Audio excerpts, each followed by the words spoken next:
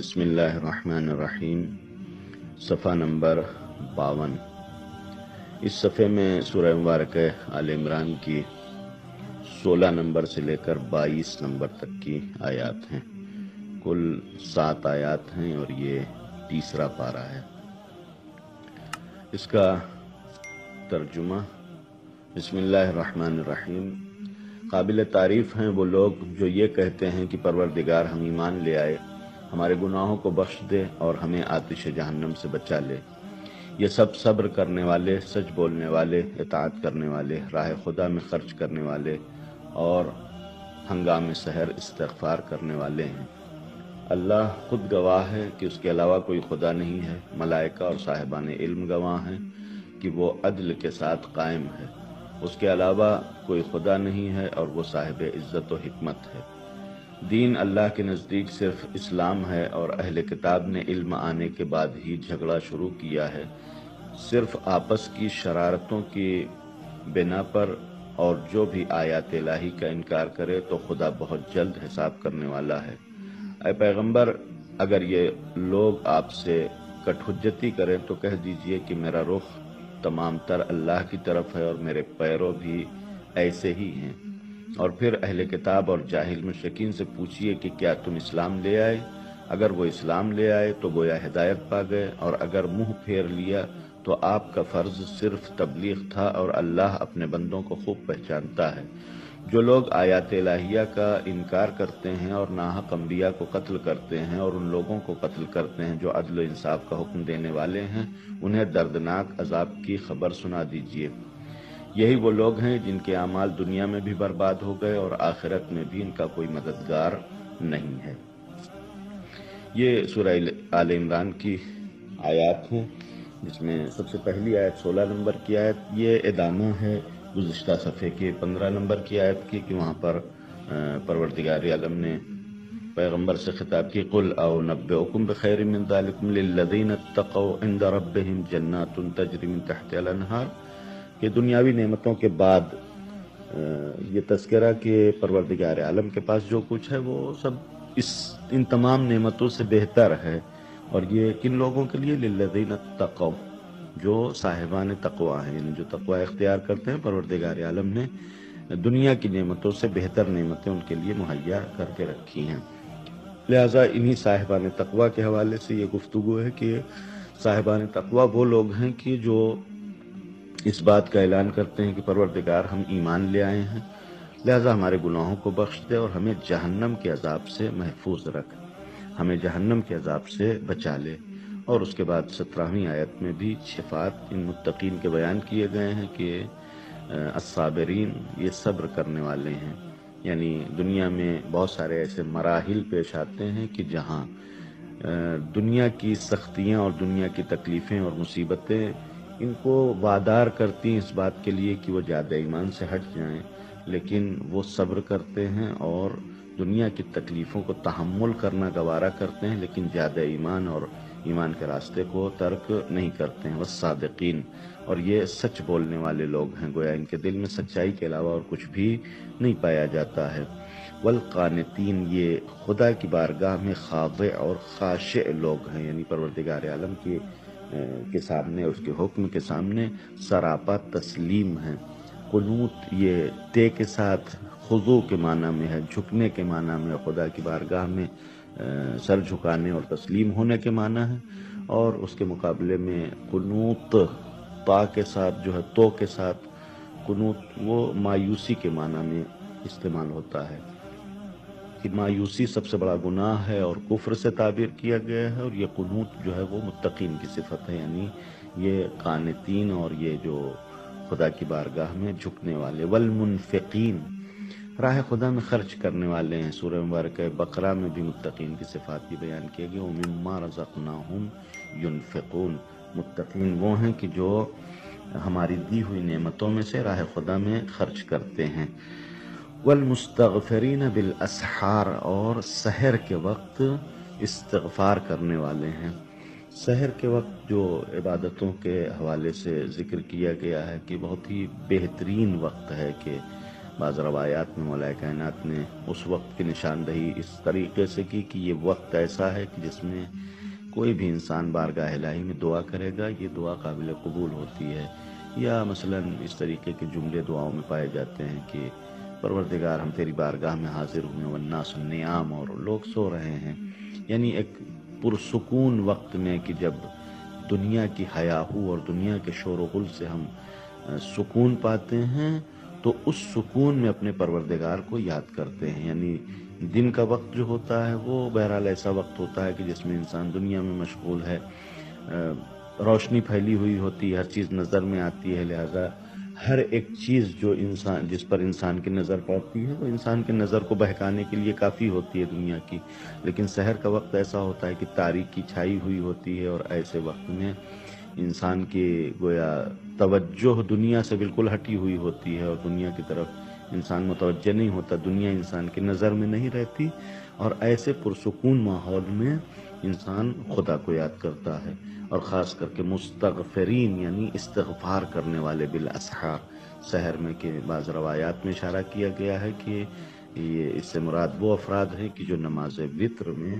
70 مرتبہ استغفر اللہ جو مستحب ہے وہ پڑھتے ہیں. یعنی یہ لوگ اٹھتے ہیں، نماز شب ادا کرتے ہیں، اور نماز وتر میں وہ ذکر استغفار بھی کیا کرتے ہیں. اس کے بعد شہادت کے حوالے سے کہ پروردگار عالم خود اپنی وحدانیت کی گواہی دیتا ہے، اس حوالے سے جو شان نزول بیان کی گئی ہے کہ 2 احبار یعنی عیسائی عالم وہ آئے، اور آنے کے بعد انہوں نے پیغمبر سے نام پوچھا کہ تم محمد ہو؟ پیغمبر نے فرمایا کہ ہاں. کہا تم احمد ہو؟ کہا کہ ہاں ہم احمد بھی ہیں. کہا کہ ایک علامت تمہارے اندر ایسی ہے کہ ہم سوال کریں گے، اگر تم بتا دو گے تو ہم ایمان لے آئیں گے. کہا وہ کیا ہے؟ کہا کتاب خدا میں سب سے بڑی گواہی کیا ہے؟ جناب جبرائیل علیہ السلام یہ آیت لے کے نازل ہوئے کہ آپ یہ بتا دیں، یہ کہہ دیں ان سے کہ سب سے بڑی گواہی یہ ہے کہ شہد اللہ انہ لا الہ الا ہو، خدا خود اس بات کا گواہ ہے کہ خدا کے علاوہ کوئی معبود نہیں ہے. اور اس بات کی گواہی ملائکہ بھی دیتے ہیں اور اولو العلم بھی دیتے ہیں. صاحبان علم بھی اس بات کے گواہ ہیں. کہ صاحبان علم سے مراد امام محمد باقر علیہ السلام کی ایک روایت میں بیان کیا گیا کہ اس سے انبیاء اور اوصیاء مراد ہیں، اور دوسری روایت امام موسی کاظم علیہ السلام سے ہے کہ امام نے فرمایا کہ اس سے مراد امام ہے. کہ دونوں روایت میں کوئی تضاد نہیں، اس لیے کہ انبیاء اور اوصیاء یعنی ائمہ علیہ السلام سب کے سب وصی پیغمبر اکرم صلی اللہ علیہ وآلہ وسلم ہیں، لہذا امام کہیں یا وصی کہیں اس سے فرق نہیں کرتا کہ یہ امام جو ہے وہ صاحب علم ہوتا ہے، اور وہ خدا کی یکتائی کا ایک گواہ ہے. کہ اگر ائمہ علیہ السلام کی سیرت اور کردار نہ ہوتا تو یقیناً پروردگار عالم کی یکتائی کا انسان کو علم نہیں ہو سکتا تھا. اس کے بعد کی آیت اسلام کا ایک مختصر تعارف کہ ان الدین عند اللہ الاسلام، خدا کے نزدیک جو دین ہے وہ صرف اور صرف اسلام ہے. کہ اسلام کے جو حقیقی معنی ہیں وہ یہ ہے کہ اسلام جس کو مولا کائنات نے اسلام کا معنی بیان کی کہ الاسلام ہوا تسلیم. اسلام خدا کے سامنے خود کو سرنڈر کر دینے کا نام ہے، خود کو تسلیم کر دینے کا نام اسلام ہے. اور یہی ہر دین کی روح رہی ہے. یعنی جتنی بھی شریعتیں، جتنے بھی دین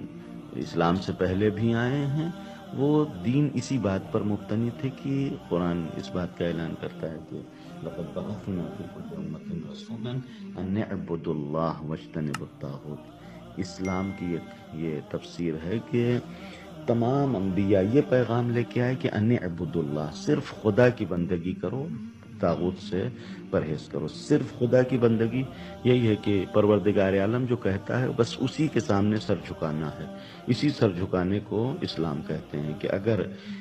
یہ تسلیم کا جذبہ نہ ہو تو پھر انسان مسلمان نہیں ہو سکتا. لہذا اس کے بعد یعنی اسی آیت میں صاحبان کتاب کو خطاب کیا گیا کہ یہ صاحبان کتاب جو ہیں وہ جو اختلاف کرتے ہیں حکم الہی میں اور اس سے سرپیچی کرتے ہیں، یہ سب علم آنے کے بعد ہوا، بغیم بینہم، اور اس کی وجہ یہ تھی کہ یہ لوگ باغی ہیں، یعنی کہ خدا کے سامنے اپنا سر تسلیم خم نہیں کرنا چاہتے، لہٰذا یہ اسلام کے سلسلے میں، دین کے سلسلے میں اختلاف کرتے ہیں۔ یعنی مثلا اس اختلاف کو اس سے ظاہر ہے کہ ان کے دلوں سے تو خدا واقف ہے کہ اختلاف کیوں کر رہے ہیں۔ پروردگار عالم اس بات کا اعلان کر رہا ہے کہ ان کے پاس علم ہے، یعنی یہ یقین ہو جاتا ہے ان کو، اس کے باوجود دنیا کو دکھانے کے لیے کہتے ہیں کہ نہیں، چونکہ ہمارے لیے مثلا یہ بات واضح نہیں ہو پائی، لہٰذا ہم جو ہے وہ نہیں مانتے ہیں۔ یہ صرف دنیا کو دکھانے کے لیے ہوتا ہے، اور پروردگار عالم اس بات کا اعلان کرتا ہے کہ اللہ جو ہے وہ ان کا حساب کرنے والا ہے، اور سریع الحساب ہے، یعنی اللہ جلدی ان کا حساب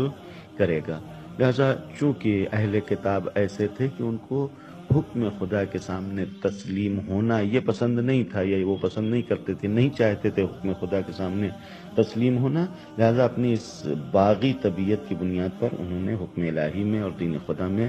اختلاف کرنا شروع کیا، کہ جو اہل کتاب کے حوالے سے، یعنی ایک بنی اسرائیل ہی کی مثال آپ دیکھیں کہ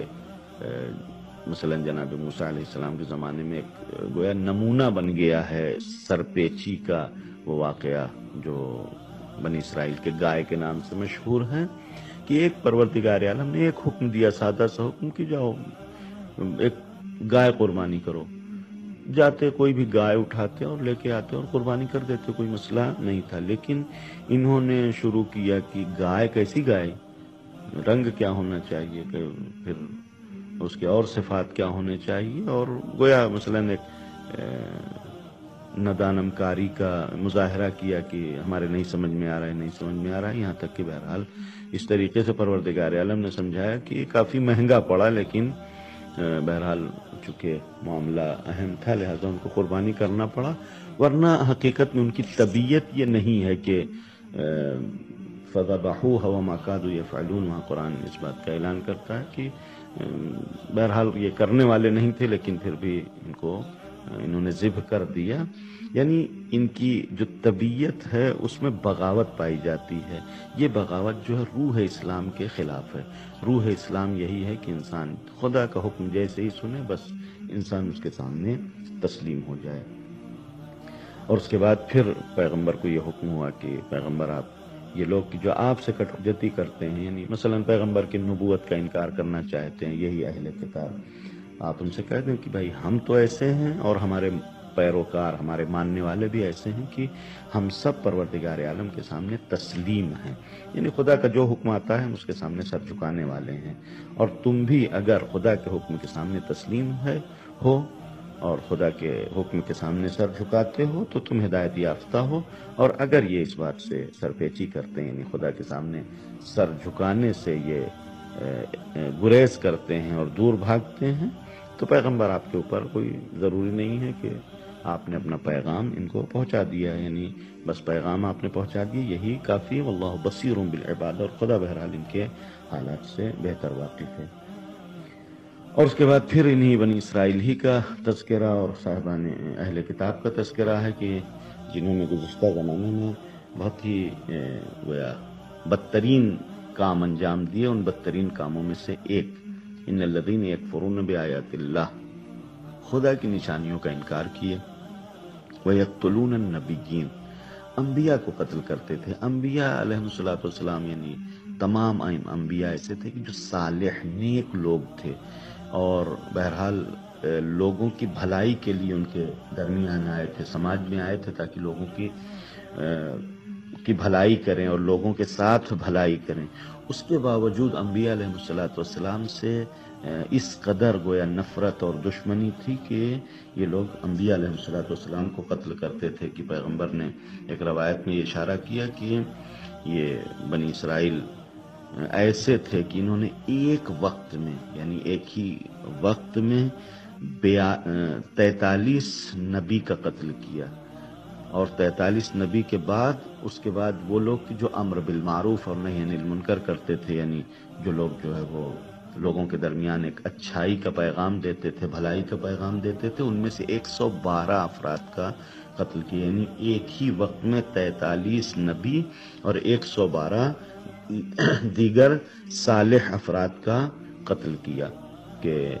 پیغمبر کو حکم ہوا فبشرہم بعذاب علیم کہ ان کو عذاب علیم دردناک عذاب کی بشارت دیں کہ ان کے لیے بہت دردناک عذاب ہے. اور یہ وہ لوگ ہیں کہ حبطت اعمالہم فی الدنیا والآخرہ، ان کا دنیا میں بھی عمل حبط ہو گیا اور آخرت میں بھی. یعنی اگر ان کی زندگی میں کوئی نیکی رہی بھی ہو تو ان کے اس کفر کی بنیاد پر، ان کے اس نبی کے قتل کرنے کی بنیاد پر اور گویا صالح افراد کے قتل کرنے کی بنیاد پر ان کا یہ اعمال حبط کر دیا جائے گا اور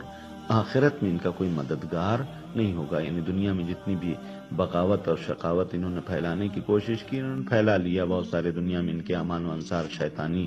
عوامل ان کے لیے فراہم ہو گئے کہ جو انہوں نے دنیا میں ان کی مدد کی، لیکن آخرت میں ان کا کوئی مددگار نہیں ہوگا. یہاں پر حبط کے معنی یہ ہے کہ انسان کے جو نیکیاں ہیں وہ اس کی برائیوں کی وجہ سے نابود کر دی جاتی ہیں، ختم کر دی جاتی ہیں. اس کے مقابلے میں دوسرا لفظ استعمال ہوتا ہے تکفیر، یعنی کفارہ قرار پانا. یہاں تک حبط اور تکفیر جب دو لفظ استعمال ہوتے ہیں، وہاں تکفیر ایک معنی انکار کے ہیں اور گویا کفر کے ہیں، لیکن دوسرا جو حبط کے ساتھ یہ لفظ استعمال ہوتا ہے حبط کے مقابلے میں، تو حبط کے معنی نیک اعمال کا برائیوں کی وجہ سے ختم ہو جانا، اور تکفیر کے معنی یہ ہے کہ برائیوں کا اثرات نیک اعمال کی وجہ سے ختم کر دیا جاتا ہے. یعنی ایک انسان نے برائی کی اور اس کے بعد پھر اچھائی کرتا ہے، نیک کام کرتا ہے، پروردگار عالم اس نیک کام کے صلے میں، نیک کام کے صدقے میں جو گزشتہ برائی ہے ان کو معاف کر دیتا ہے اور اس کی زندگی سے ختم کر دیتا ہے. اس کو تکفیر کہتے ہیں. لہذا یہاں پر حبط کا ذکر ہے کہ یہ جو لوگ جنہوں نے انبیاء کا قتل کیا، جنہوں نے کفر اختیار کیا، ان سب کے جو گزشتہ اعمال ہیں، جو اچھائیاں تھیں، ان کو بھی حبط کر دیا گیا اور آخرت میں ان کا کوئی گویا چارہ نہیں ہوگا یا ان کا کوئی مددگار نہیں ہوگا. والسلام علیکم ورحمۃ اللہ وبرکاتہ.